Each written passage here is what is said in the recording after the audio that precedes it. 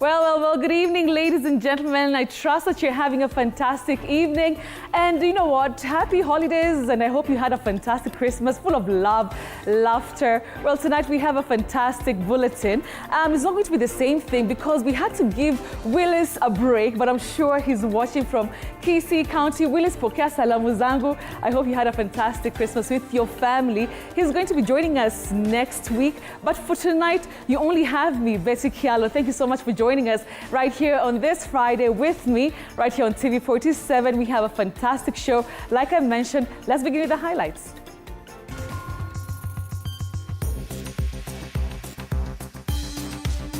Tonight, protests rock Embu town as residents demand satirist Billy Mwangi's release. Abduction is stinking. Leaders denounce abductions as they pray facing Mount Kenya. Ombea serikali yetu ya Kenya kwa sababu serikali yetu ya Kenya tunaona imegonjeka. Former DP Rigathi Gachagua alleges secret unit behind a myriad of abductions are operating from Nairobi's CBD building. We'll be giving the name of the building and the full names of that officer. Also tonight, Kitengela 3 previous abductees speak to TV 47 of the harrowing ordeal of 32 days of torture in the realm of abductors. Wanaume watano wakatoka. Kusema ukweli, wale wanaume walikuwa wanyama zaidi ya wanyama. Well, thank you so much for joining us tonight. Our sign language interpreter is Catherine Samiloy. Well, we begin with some devastating news. And tonight, 4 people were killed and a passenger seriously injured in a road accident at Awasi along Kisumu-Kericho Highway on Friday. Now, Nyanza Regional Traffic Boss Peter Maina said the driver lost control of the vehicle before crashing. The 4 bodies were taken to Otho Private Mortuary in Nyando, awaiting a post-mortem. The surviving passenger was, however, rushed to Jaramogi Oginga Odinga Referral Hospital for further treatment. Kuna gari ilikuwa inatoka Kericho ikija pande ya Kisumu. Namba ya usajili ni KDR 838D, aina ya Nissan Vanette ambao ni private van. Ilikuwa inaendeshwa na driver anaitwa Evans Otieno. Na wakati wamefika mahali inaitwa Pala ambao iko eneo la Awasi along Kericho Kisumu Road, alipoteza mwelekeo na akashindwa kudhibiti hiyo gari. Gari ilienda ikaingia kwa culvert, na kwa bahati mbaya tulipoteza watu 4 ambao walikuwa huyo dereva, abiria wa kiume 2 na abiria mmoja ambao ni mama. Abiria mwenye ameweza kuokolewa pale akiwa hai ni mmoja, anaitwa Dennis Otieno ambaye ako na umri wa miaka 29, akiwa amevunjika mkono wake wa kushoto.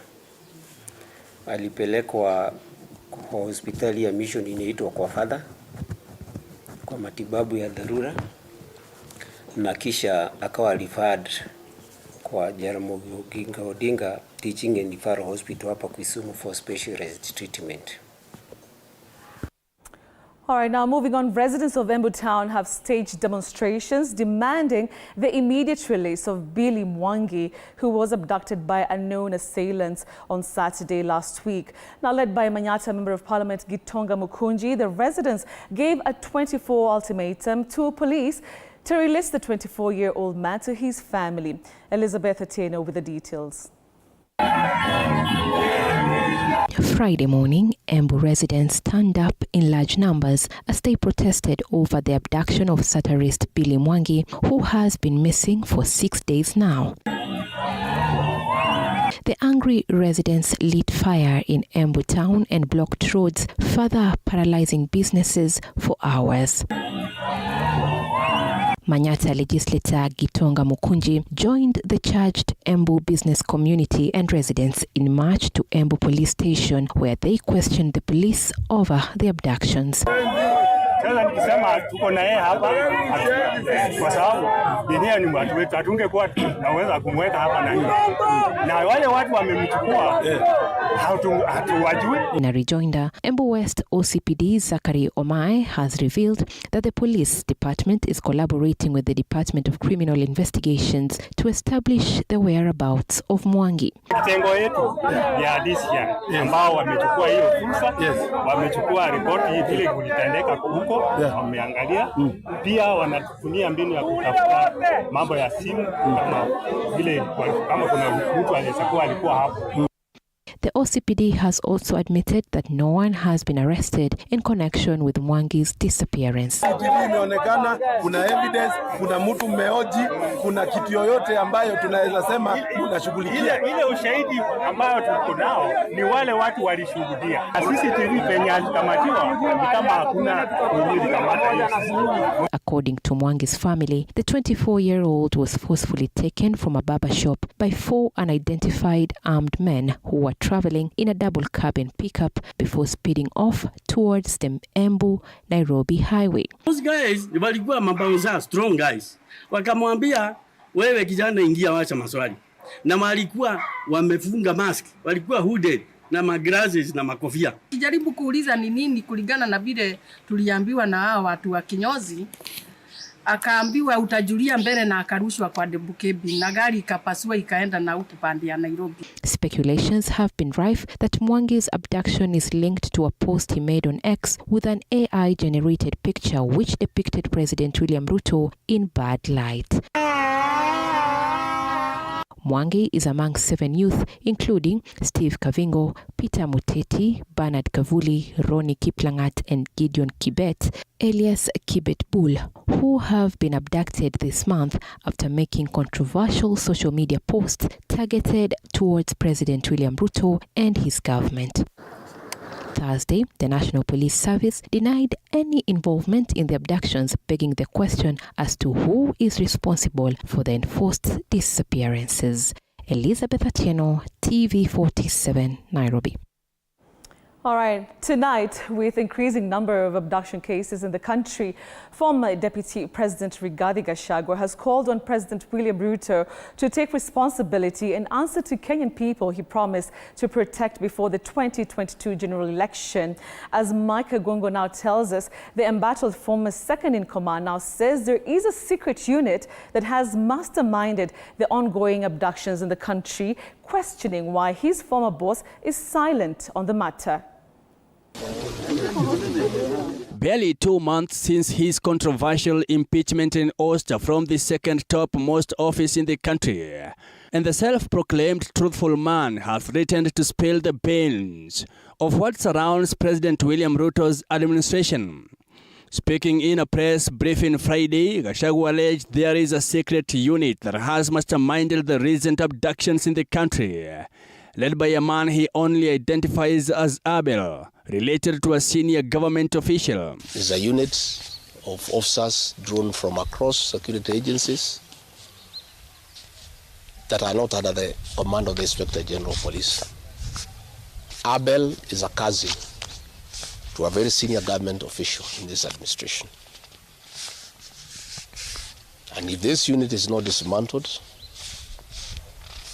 we'll be giving the name of the building and the full names of that officer. The former second-in-command claimed if President William Ruto remained silent, then it would suggest that the abductions witnessed in the country were being carried out with his knowledge and consent. This administration explicitly promised that such atrocities would not happen under its watch. Yet today, it is our children, our future, who are the targets of a ruthless wave of repression. Kenya deserves better. I know it is security agencies commanded from the State House, and I'm saying that without batting an eyelid. For the reason, the recent abduction of Kisa Besije. A total of 82 persons have been abducted since June this year, with 29 yet to be traced to date, at least according to Kenya National Commission on Human Rights. The commission said 13 incidents have been reported in the last 3 months, with 7 of those cases occurring in December alone. Why has everybody turned against you and the administration in only 2 years? That is what you need to interrogate instead of persecuting these children. Gachagua's comments follows Inspector General of Police Douglas Kanja's disassociation with the police from the kidnappings, and his observation that none of the victims were being held at any police station. Mike Kagwango, TV 47, Nairobi. President William Ruto has broken his silence on the rising cases of abductions in Kenya, calling in parents and the youth to foster responsibility and discipline. While speaking during the Governor's Cup at Raila Odinga Stadium in Homa Bay, the president reassured citizens of Kenya Kwanza's government's commitment to ending the wave of abductions, which has sparked fear and outrage in the county. Now, the president's remarks come amid increasing pressure to address the situation, with opposition leader Raila Odinga urging swift action to curb the abduction spree. Take a look.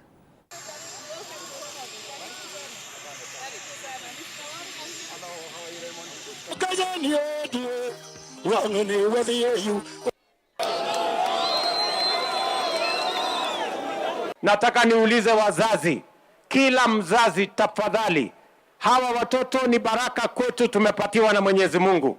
Kila mzazi achunge watoto wake, tuweke kushughulikia watoto wetu.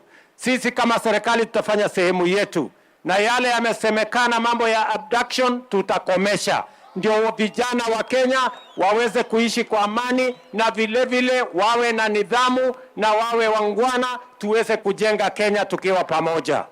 Tumekubaliana?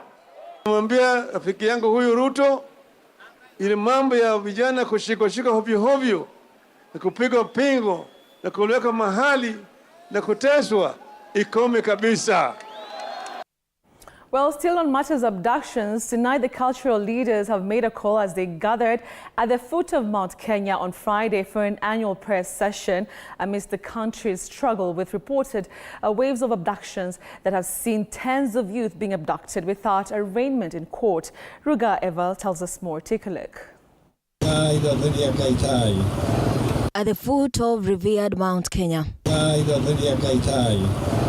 the spiritual allusion remained vivid as hundreds of pilgrims from across the country gathered for their annual peace prayers amid its increasing abductions and other national crises.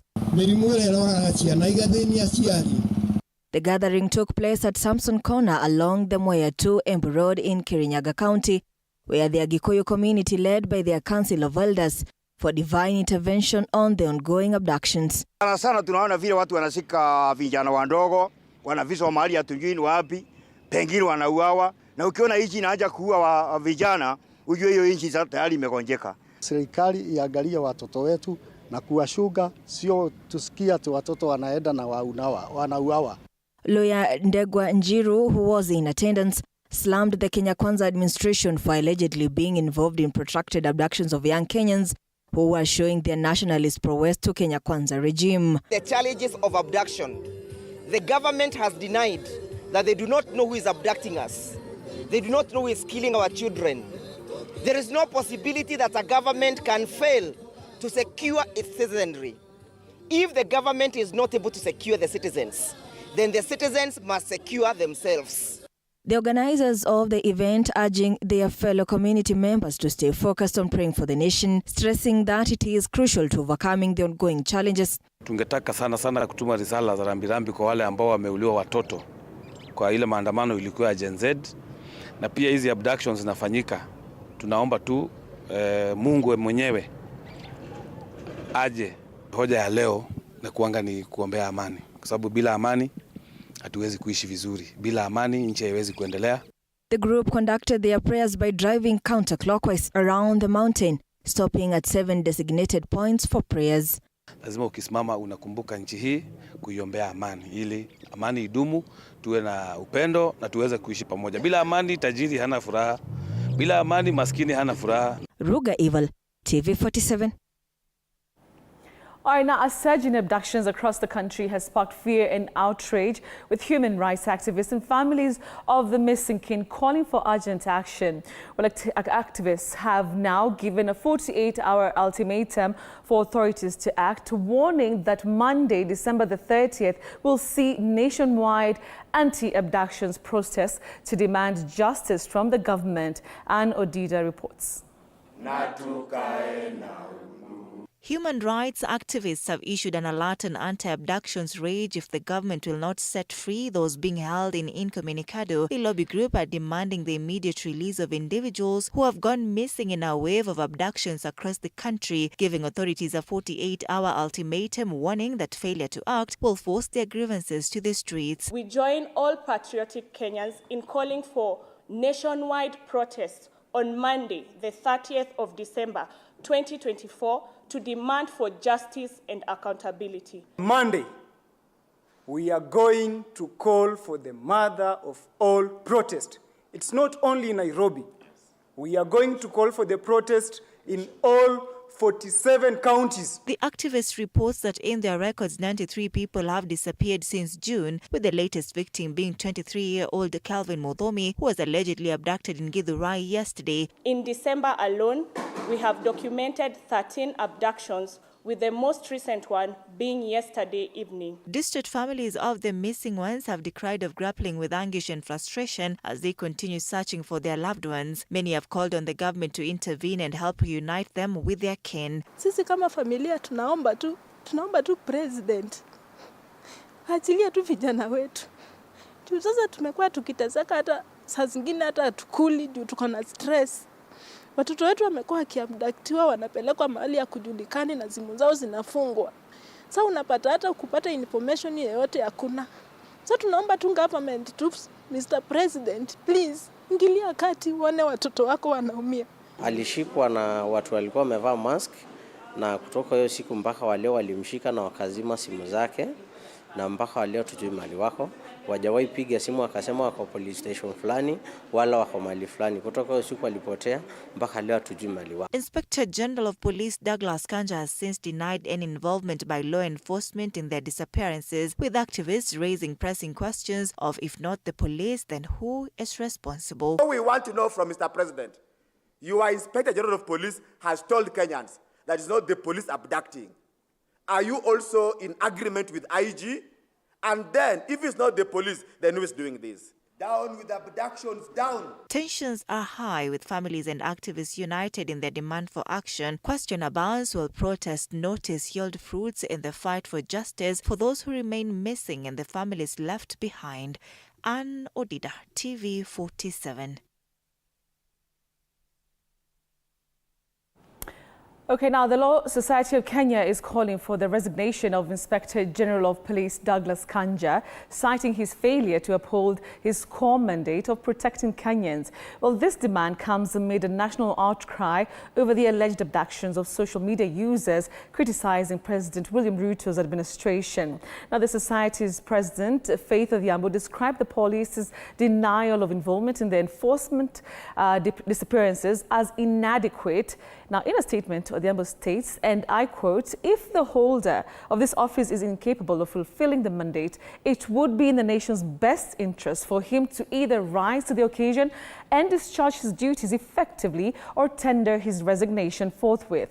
Anything less would amount to a betrayal of public trust." And that's the end of that quote. Now, social media users Steve Kavingo, Mbisi, Billy Mwangi, Peter Muteti, Bernard Kavuli, Ronnie Kiplagat, and Gideon Kibet, alias Kibet Bull, were abducted in December, bringing the total number of abductions since June to 82. The Kenya National Commission on Human Rights says that out of the reported cases, 29 are still missing on Thursday. Now, Kanja dismissed allegations linking police officers to the recent wave of abductions targeting young people. Now, he assured the public that no police station in the country was holding any of the reported abductees.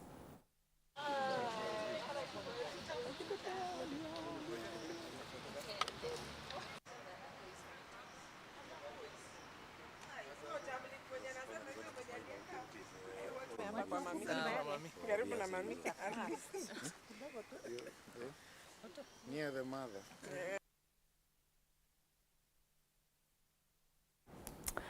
A petitioner has moved to the High Court under a certificate of urgency to stop the approval hearing of President William Ruto's 3 cabinet nominees, Mutahi Kagwe, William Kabogo and Lee Kinyanjui. Now, the petitioner, Simon Dubai, wants the court to issue orders declaring the vetting as unconstitutional and therefore null and void, arguing the president violated the constitution for failing to nominate disabled persons. Dubai has also sought orders to compel the president to submit a fresh list of CSs that includes disabled persons. Play, of course, that story. Let's just take a look at what this person had to say. Take a look.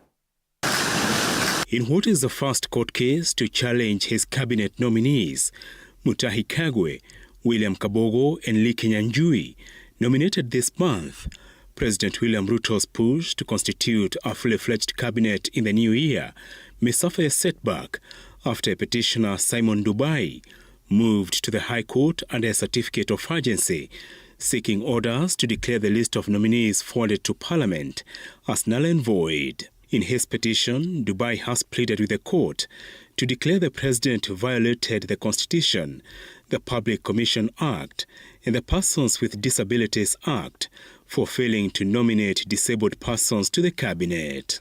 Dubai now wants the court to compel the president to submit a fresh list of cabinet secretary nominees to Parliament that includes a man and a woman with disabilities. The petition has listed Attorney General Dorcas Odur, Speaker of the National Assembly Moses Wetangula, and the National Assembly as respondents.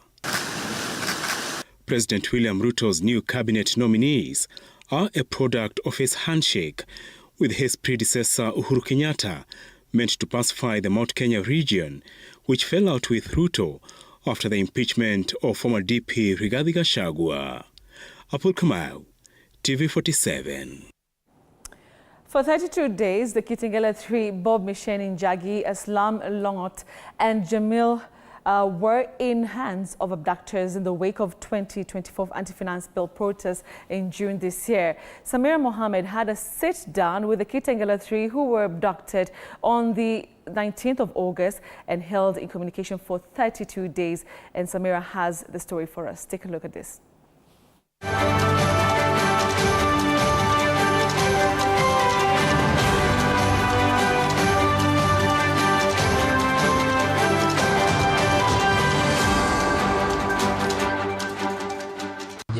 Hashim, na mimi nawashukuru wa Kenya, watu waliosimama na sisi.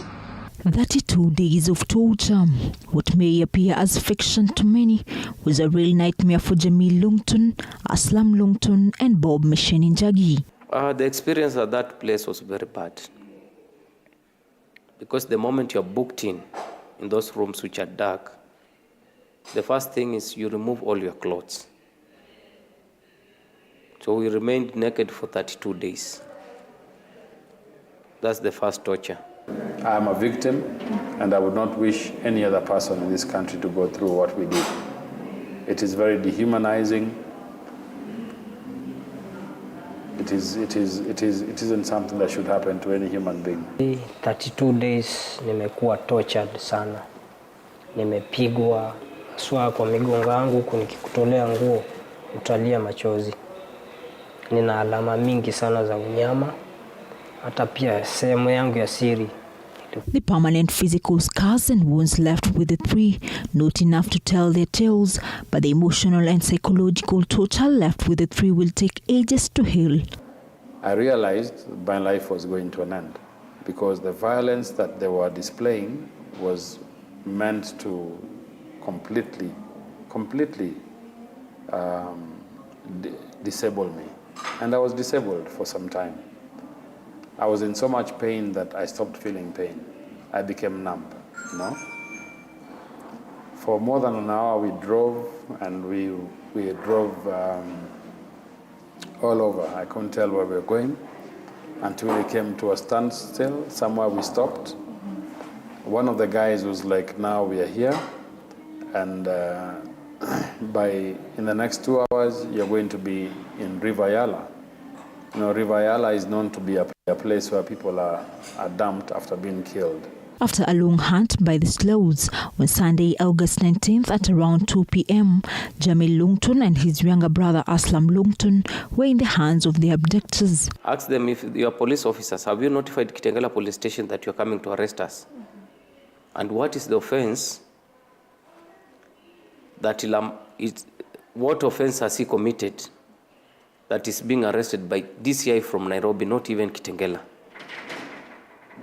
Maybe it's a huge crime, I don't know. You just bring me to speed.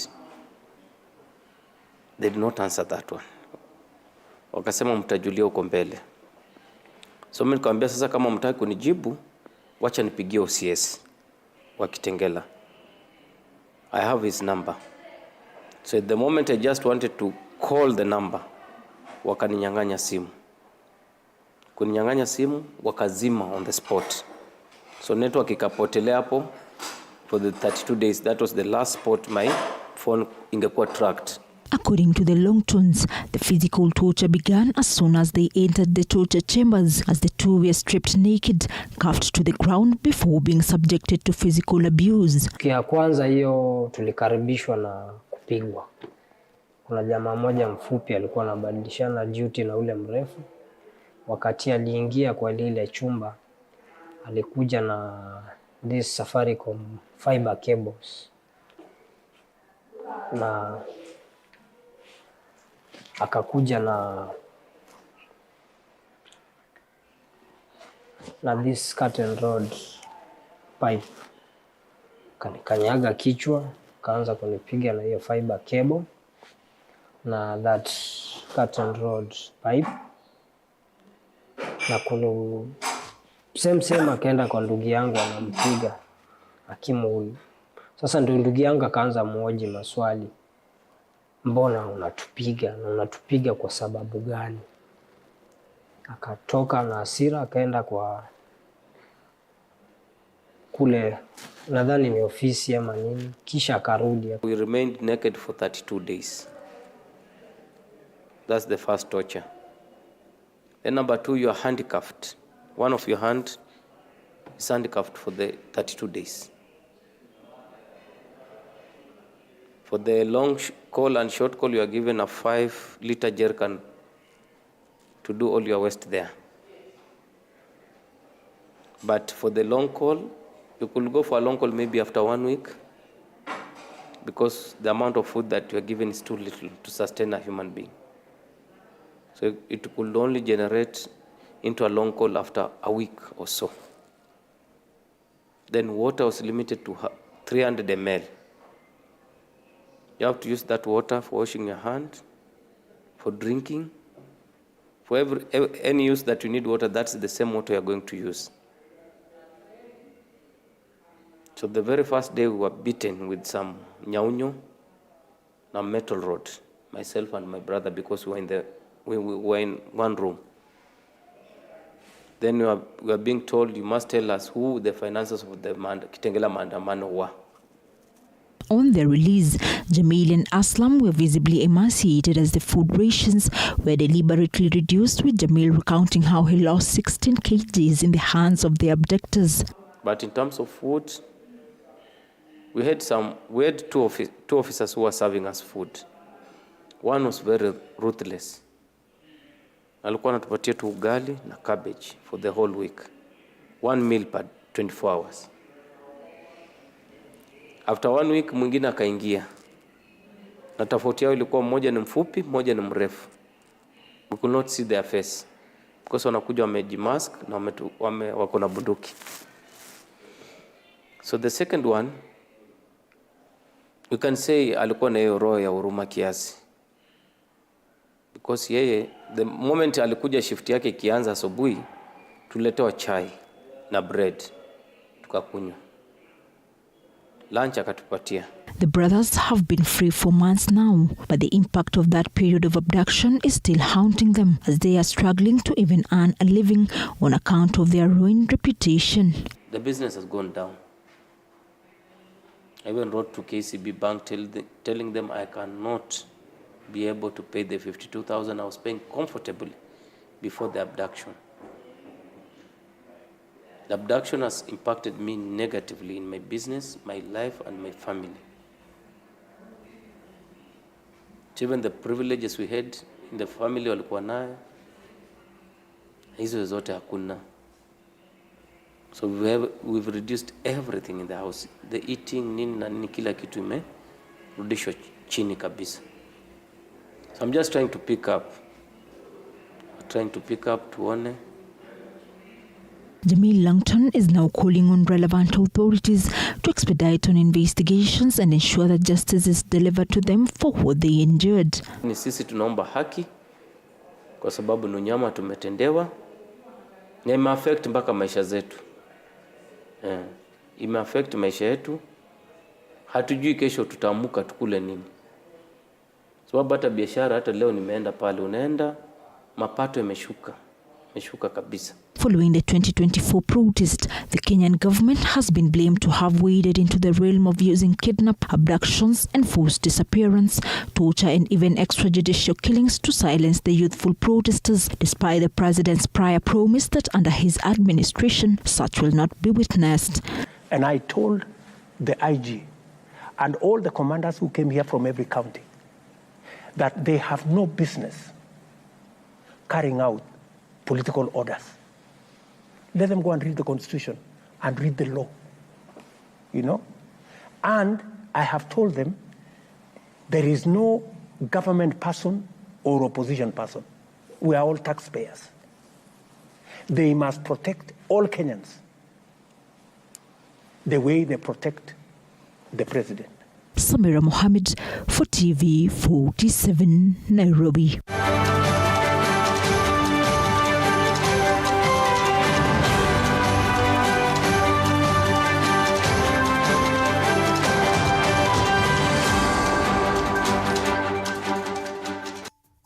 All right, so Samira's story there takes us to a short commercial break. I hope you enjoyed our bulletin. Of course, our reporters are brilliant. And of course, they put those stories together for us, including some amazing features. So we'll take that break, but I'm coming back. Don't go away.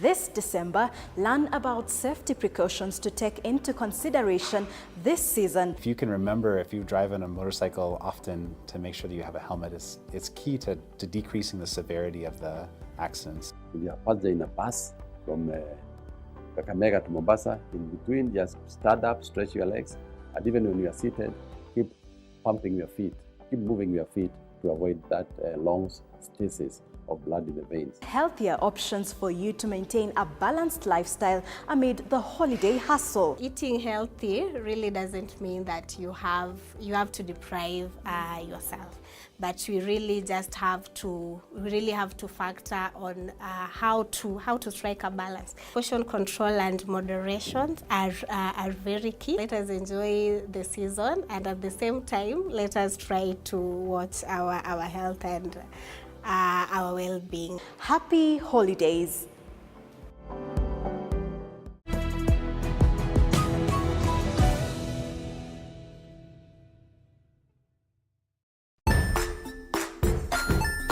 Hey there friends, welcome to Kids on the Block, where fun and imagination come alive. We dive into magical world filled with exciting adventures and awesome friends. What position were you in? I was number 2. What position were you? Number 1. He decided to cross the bridge by his house and look for food on the other side. We're going to do half cup of chocolate chips, and the other one, we're going to do half cup of the blueberries. So, grab your imagination hats and get ready to explore with us. Join us every Saturday at 9 a.m. for new friends, amazing stories, and tons of laughter.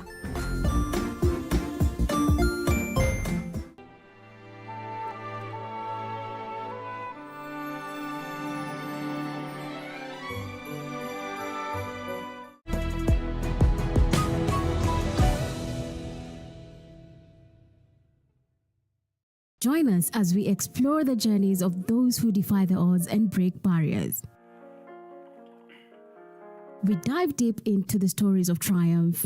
Sometimes when parenting a child with a special need or whatever disability, family life becomes a bit complicated and you may end up raising the child on your own. Here, we inspire. I have a farm which one we showcase with other dyslexic youths and autism, how to farm. Motivate. It's never easy, but what we do, the best thing is to work with another parent who has an elder child than yours. And break through the barriers one story at a time. Push your boundaries beyond the limit. Saturdays at 8 p.m.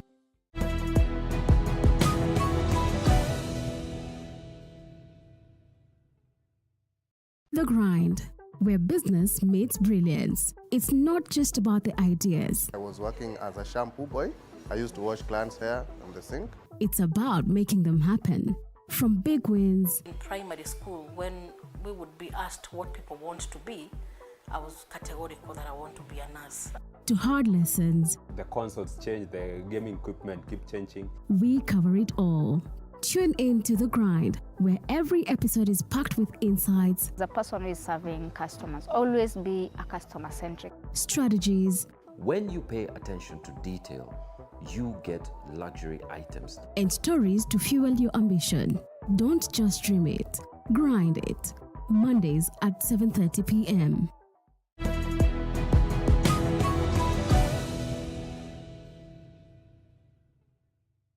Jiunge nasi tunapoangazia safari za viongozi bora.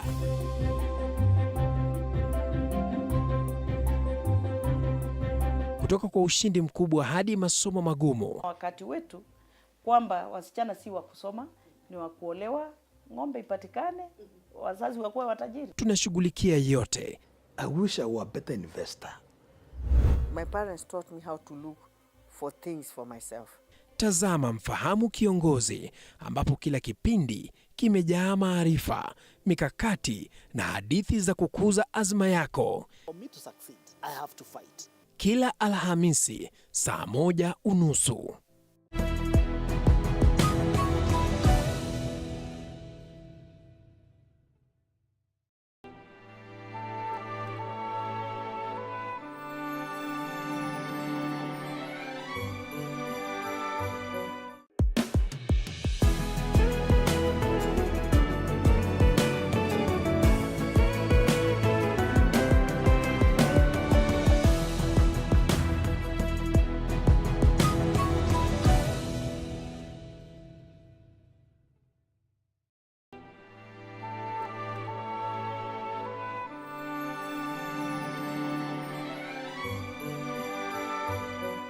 This December, learn about safety precautions to take into consideration this season. If you can remember, if you drive on a motorcycle often, to make sure that you have a helmet, it's key to decreasing the severity of the accidents. If you are passing in a bus from Kakamega to Mombasa, in between, just stand up, stretch your legs, and even when you are seated, keep pumping your feet, keep moving your feet to avoid that long stasis of blood in the veins. Healthier options for you to maintain a balanced lifestyle amid the holiday hustle. Eating healthy really doesn't mean that you have to deprive yourself, but we really just have to factor on how to strike a balance. Portion control and moderation are very key. Let us enjoy the season, and at the same time, let us try to watch our health and our well-being. Happy holidays.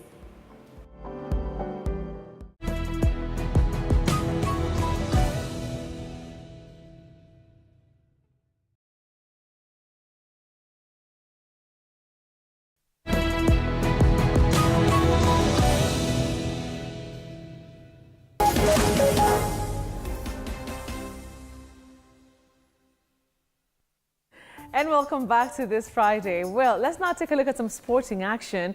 And junior starlet striker Marion Serenge is amongst several female footballers who are on the radar of European clubs. The Form 4 student was part of the national team, which made history as a first ever team to qualify for a World Cup. Serenge represented Kenya at the 2024 Women's Under-17 FIFA World Cup in the Dominican Republic. Our reporter Tony Kwalanda takes us through her journey in football.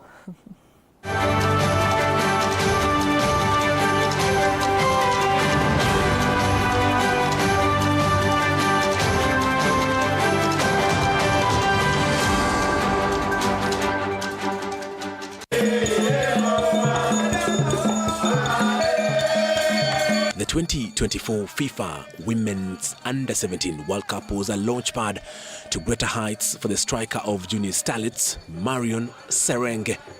Clubs from Europe, America and Asia have shown interest in the teenager who inked her name in history books in the Dominican Republic. Experience hapo Dominican ilikuwa poa sana. Though teams hazikuwa rahisi, but the experience was nice. We really enjoyed na we did our part. Tulijaribu venye tunaweza mpaka penye tulifikia. The forward was part of coach Mildred Cheche's squad, which made history as the first Kenyan team to play at a FIFA World Cup. For England, tulimit now first match. Game haikuwa rahisi. Like, si wote tulikuwa tumejipanga, but ukiangalia experience yao na experience yetu, hakuna penye zinatoshania. Au like wamekaa pamoja, wana grow pamoja, wako club same, like most of their time wana spend kwa football. Na sisi ukiangalia hiyo time kidogo ni mnapata, ndo mnaitwa camp, mnakuja together, ndo mnaanza preparation. So mimi naweza sema game haikuwa rahisi, but tulijaribu venye tunaweza. All teams at the World Cup, they are extremely good, and not just in our own group, not just England, Korea, DPR or Mexico. All of the teams that are participating at the World Cup, they are really good. She is also the custodian of the most valuable player trophy in Western region, won during the Safaricom Chapadimba football tournament. Mimi naweza ambia Safaricom, first of all, nawashukuru sana kwa kunimarket. Second of all, naweza ambia Safaricom waendelee tu hivyo kusupport talents. Juu mtu kama mimi walinifungulia njia na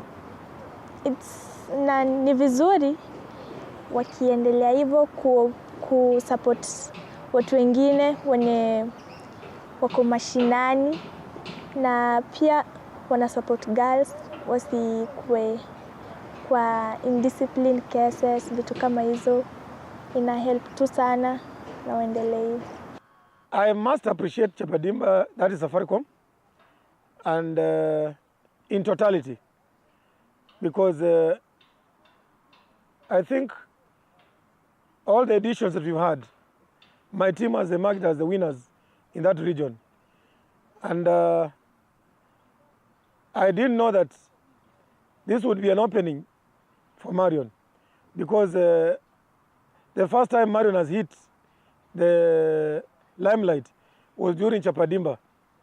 The spectacular goals that he scored, and her performance also, and also being voted as the most valuable player.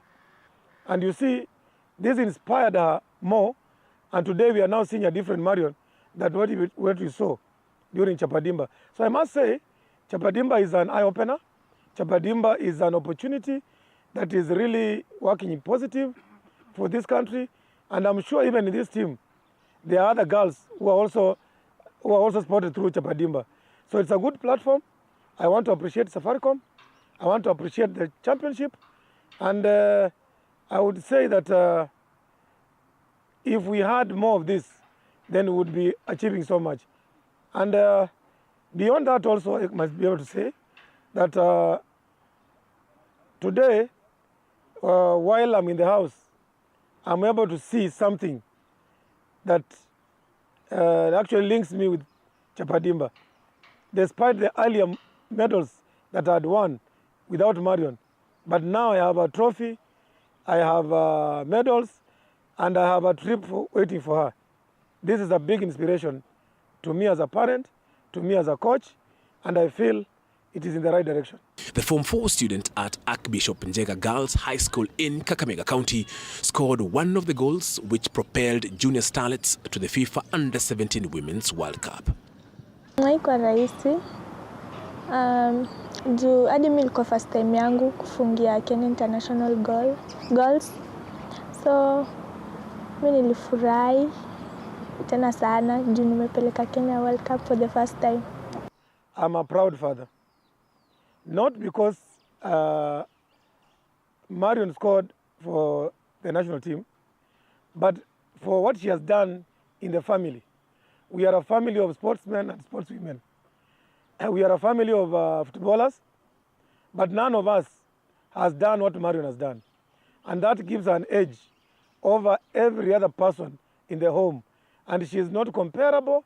She is not one person that I can say, I can be able to say, I can think twice about her success. Her success story is a real story. And Marion has really shown the world that you can achieve so much by doing so much. More so, scoring the goal, the first goal in Ulinzi complex. I think that fulfilled my joy as a person and my dream as a coach. And remember, I just come from the ISF World Cup Championship, where I had also performed extremely very well. So I kept on challenging and telling her that me, I've already done what nobody has ever done for Kenya. And now it is remaining you.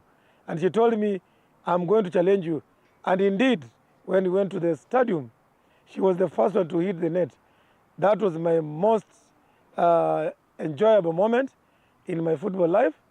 Not being done by Kenya, but being done by my own. And that was Marion Serenge. She began playing football seriously in 2022 thanks to her dad, Fred Serenge, who has been the football coach at Archbishop Njega Girls for over 2 decades. First time yangu, like, nilienda grao, kwa nimeenda kuna my dad.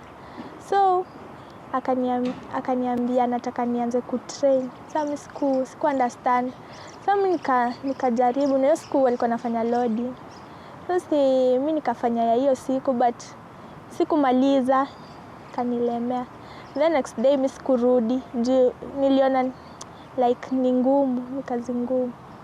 So akakuwa ananipush tu, mpaka nikaona like ball inalipa, ball iko na faida mingi sana. That's when nikaamua nicheze. Marion did not realize herself mapema. And siwezi sema hakujirealize. It is because of the school that she went to, because I took her to a private school.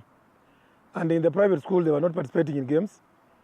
And I remember one time, one of my cousins calling me and telling me, we have seen a small girl, kanacheza ball, kanakani kama kanajua ball, na tulipouliza, tukaambiwa ni mtoto wako. Huyo mtoto yako na future. But I used to see her do some drills at home. And I would see the potential in her.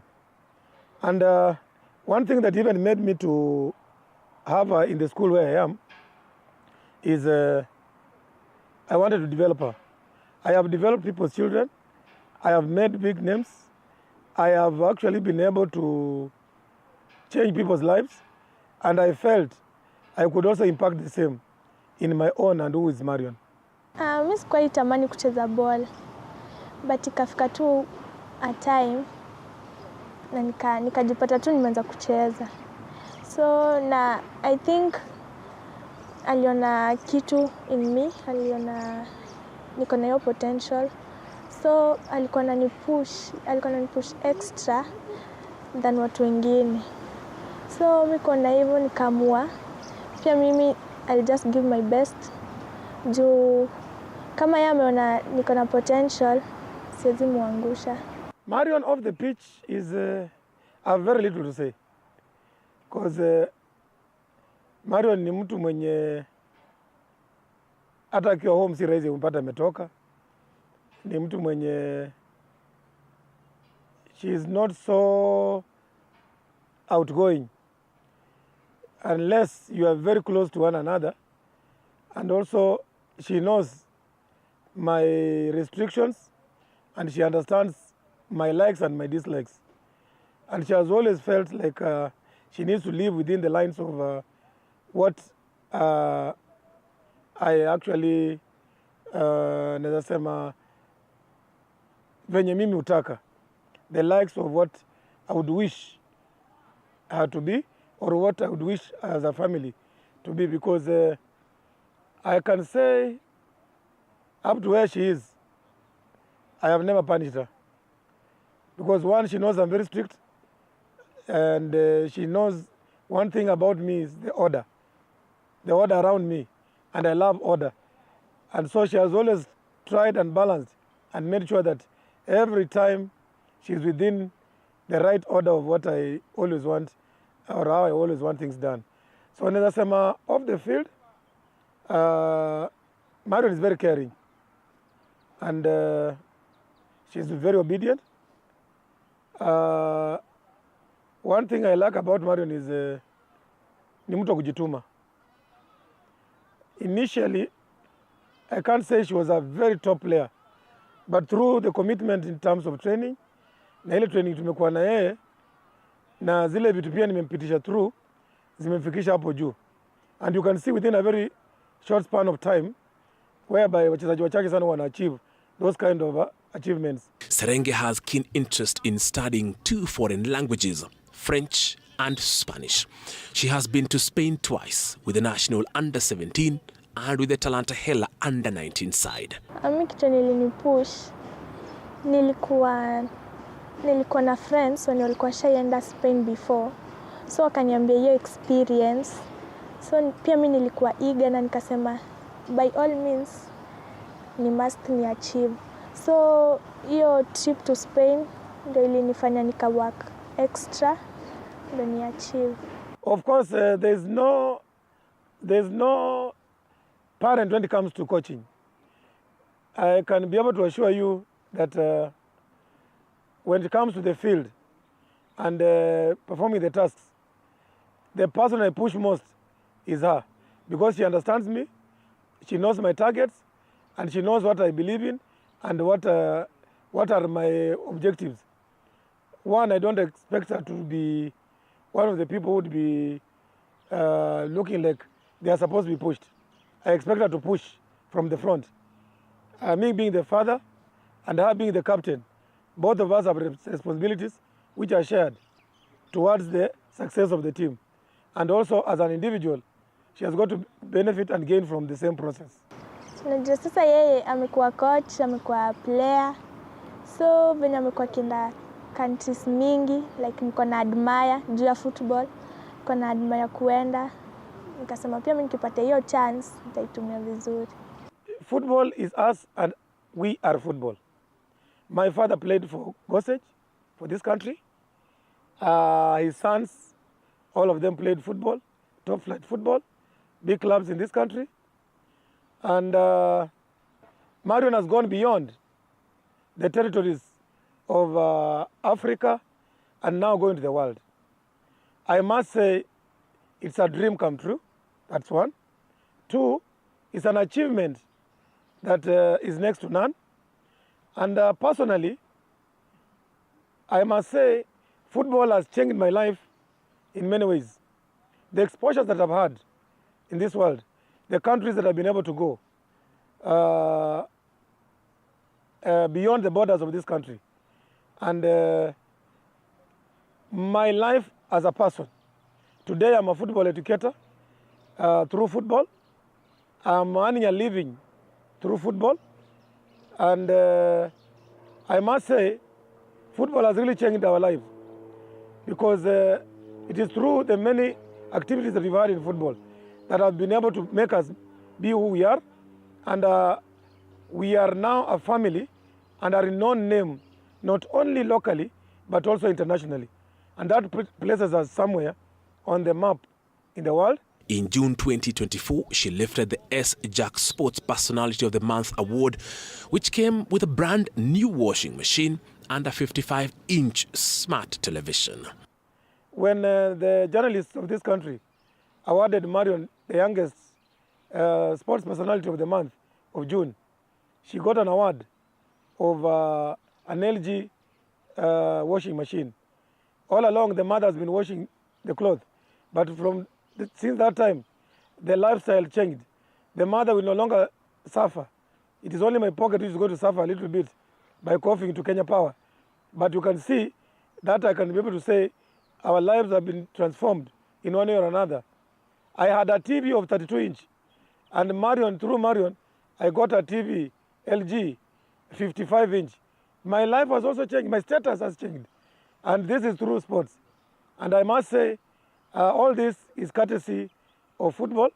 And I want to appreciate and encourage the other people, the other athletes, the other soccer players, and the parents too, that let them also let the girl child play. Football imechange life yangu. Hiyo first time yangu venye niliskautiwa kwa Chapadimba, venye nikafanya nikaonekana, nikakuja Rising Starlets, nikajua venye vitu inaendelea huku kucheza national team. Hiyo ndio kitu ya kwanza mimi ni bamba juu mimi dream yangu ilikuwa nicheze Kenya national team.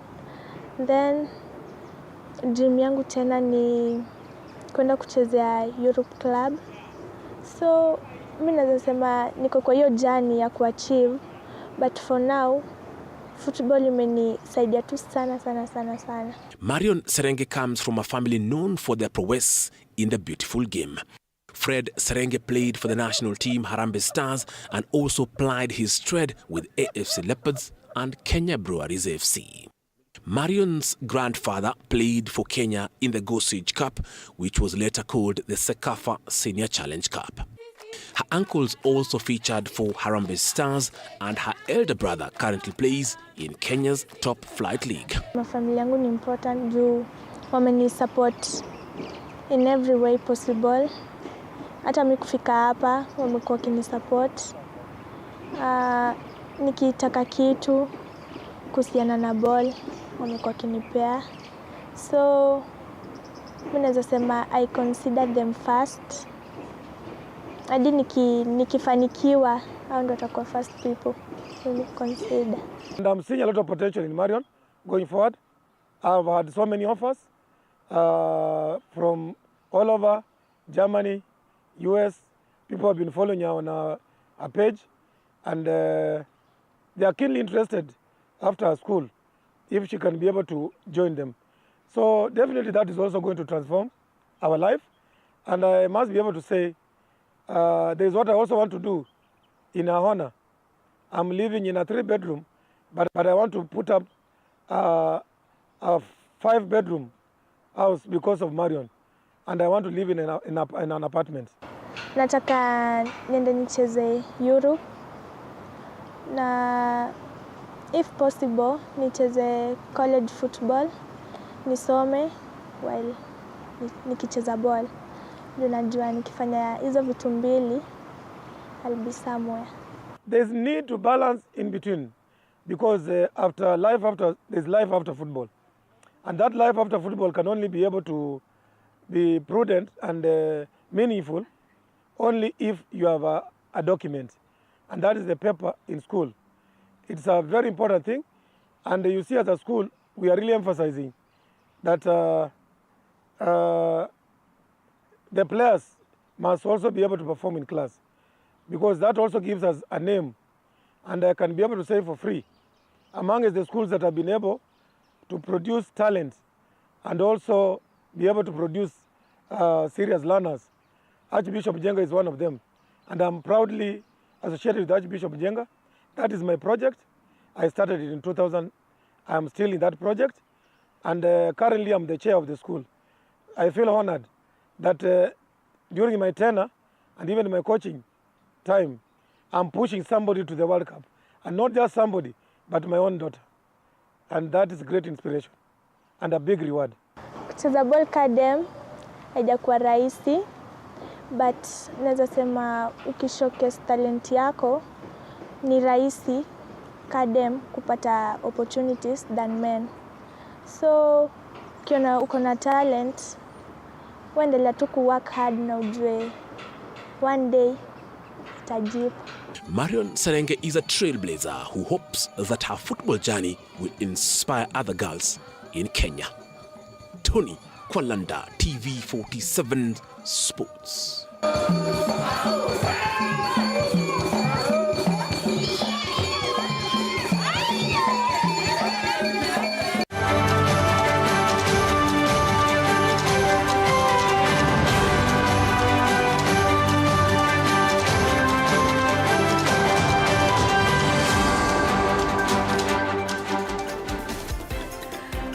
That's a fantastic feature there, Tony. You always just know how to nail those features, especially to do with sports. Thank you so much, Marion, man. Congratulations, and of course, cheering you on, Marion. You're an amazing, amazing woman. Honestly, a role model to our sisters and also to us to be doing some good things.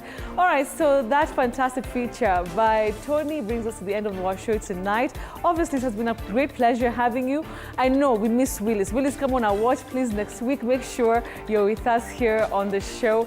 But thank you very much for watching. I'll see you again tomorrow, Saturday night. So yeah, keep it here, TV47. And be well, keep warm, and continue enjoying the festive season. Much love and be kind to one another. Bye-bye. And my director, Emmanuel, says good night. Thank you so much from us here at TV47. Good night.